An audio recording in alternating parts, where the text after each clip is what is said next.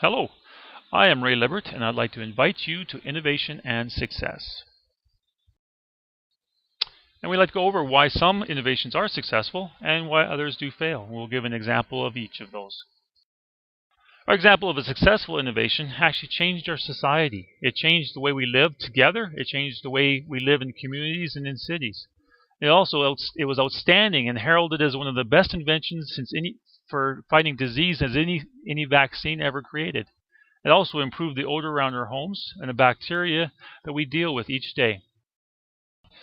That innovation is actually the flushable toilet. Before that, there were as many toilets that were produced that didn't flush, but they could not keep the sewer gases away from us as a people in our environment in which we live.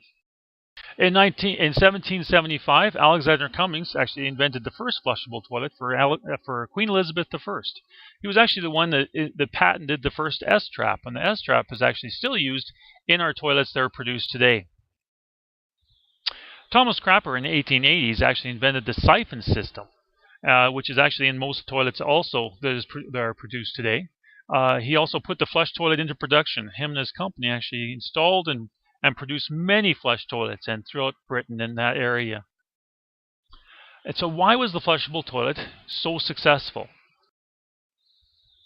You got to look at the social climate. For thousands of years, we've been trying to figure out how to deal with our human waste. They've had from Egypt to Roman times, they've had different kinds of toilets or different kinds of ways of doing it. And through the ages, they've been trying to innovate and find new ways. And so socially, we were ready for it. We were ready for some way. It was very convenient. Before this flushable toilet, a lot of times we had outhouses in the backyard. We had chamber pots in our house. If you don't know what a chamber pot is, it's basically a pot you kept in the corner of your bedroom. And in the morning, a lot of times they were just open up the window and dump it, empty it out the window. So obviously, wouldn't smell very good. And the third innovation, why it was successful for this flushable toilet, was disease control.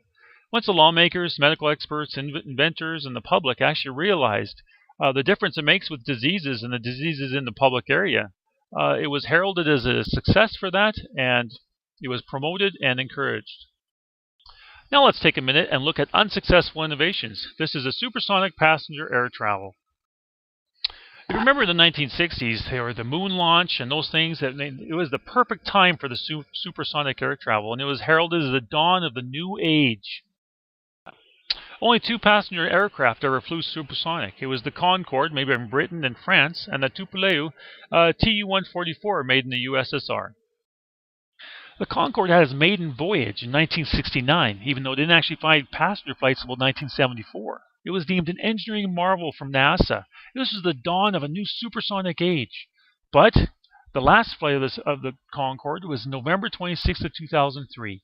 And only 14 of them were actually ever made passenger travel. There was 20 of them made, but only 14 of them made to passenger travel. The Tupolev Tu-144, again, maiden voyage was 1969. It didn't actually fly passenger flights until 1977. And it actually had only 55 scheduled flights before its last flight in the June of 1978. What happened? Our supersonic age, what happened to it? Well, the developmental and the construction costs of the planes themselves was very expensive because going supersonic, they had to be that much stronger. There was excessive noise generated from them, from the sonic boom. A lot of airports didn't want them there. And the fuel consumption, they used 3 times more fuel to go the same distance as a regular airliner. And because of that, the seat costs went up to the point the passengers would choose the subsonic or just the regular airliners. So this is some of the examples of the innovation that worked and the one that didn't. And I'd like to thank you for your time.